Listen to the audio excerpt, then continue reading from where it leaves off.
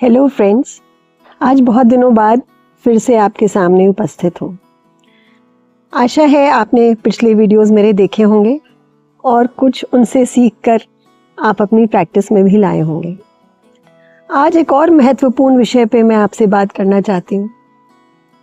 School में जब test करे गए, मेडिकल टेस्ट बच्चों के, तो पाया गया कि आँखों का कमज़ोर होना और चश्मा लगना और छोटी उम्र से अधिक पाया गया। और ब्लड टेस्ट में ये रिवील हुआ कि हेमोग्लोबिन के लेवल छोटी छोटी उम्र में लो हो रहे हैं, कम हो रहे हैं, गिर रहे हैं। इस विषय में जब हमने पेरेंट टीचर मीटिंग में पेरेंट्स से बात करी तो उन्होंने बिल्कुल बिल्कुल वो हेल्पलेस थे। ऐसा लग रहा था कि उन्हें समझ में नहीं आ रहा कि हम क्या करें। ज़्यादातर पेरेंट्स का कहना था वो तो सुनता ही नहीं, वो तो मानती ही नहीं, वो बात ही नहीं सुनते, आपके वीडियोस भी नहीं देखना चाहते। तो उसमें कीवर्ड क्या था कि वो रोने लगते हैं, वो रोते ही चले जाते हैं।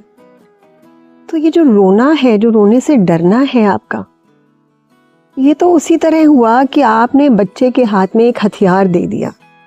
बच्चे को पता चल गया कि उसे कुछ भी मनवानी है अपनी बात तो उसको सिर्फ रोना है, और रोने से डर के माता पिता कुछ भी करने को तैयार हो जाते हैं। बच्चे को नहीं पता कि क्या चीज़ उसके लिए लाभदायक है, क्या नहीं है। बच्चा अनजान है, इनोसेंट है, वो नहीं जानता। ये तो उसी तरह हुआ जैसे आपने एक अनट्रेन्ड पर्सन के हाथ में AK-47 पकड़ा दी और उसे ये भी नहीं पता कैसे चलानी है, कब चलानी है, किस मौके पे चलानी है। तो जब ये हथियार बच्चों को मिल जाता है उनका रोने का, तो वो आपके ऊपर हावी हो जाते हैं और हर बात अपनी मनवाते चले जाते हैं। और जो उसके नुकसान होते हैं उनसे आप सब वाकिफ़ हैं। लेकिन कुछ ऐसा एटीट्यूड होता है लोगों का कि तो सभी कर रहे हैं, सारे बच्चे देख रहे हैं ज़्यादा फ़ोन, सारे बच्चे स्ट्रीट फूड खा रहे हैं, मोमो खा रहे हैं, बर्गर खा रहे हैं, पैकेट्स खरीद के खा रहे हैं। लेकिन अगर सारे खा रहे हैं, सारे कुएं में कूदें, तो क्या हम भी अपने बच्चे के साथ कुएं में कूद जाएं? ये चेतावनी है, ये हमारे लिए जागने की, जागरूक होने की, ये बिल्कुल स्थिति खतरे के लेवल से ऊपर जा चुकी है।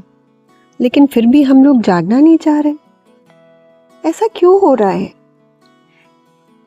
ज्यादातर, क्या सभी माँ बाप तो अपने बच्चों के शुभ चिंतक ही होते हैं ना। लेकिन क्योंकि ऐसा सब जगह हो रहा है तो हमने अपनी आंखें बंद कर ली।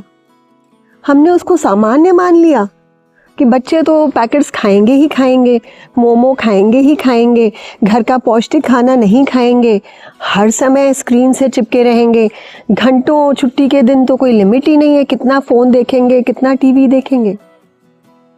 नहीं, ये सामान्य नहीं है। और अगर आप अपने बच्चों को ये करने दे रहे हैं तो आप उनके शुभ चिंतक नहीं। जागने का समय आ गया है। शायद बहुत देर हो चुकी है, लेकिन जब जागें तभी सवेरा। इसके बहुत से विकल्प अभी भी मिल सकते हैं।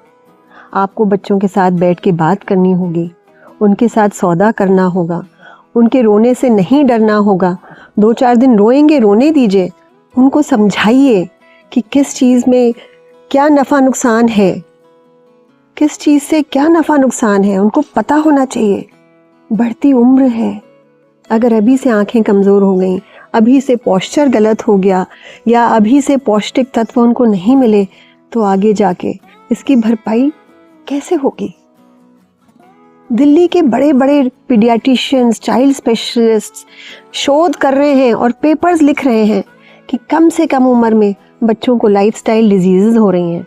जीवन शैली से जुड़ी डिजीज़ेस जैसे ओबेसिटी, डायबिटीज़, स्ट्रेस। छोटे छोटे बच्चों को साइकोलॉजिस्ट के पास जाना पड़ रहा है।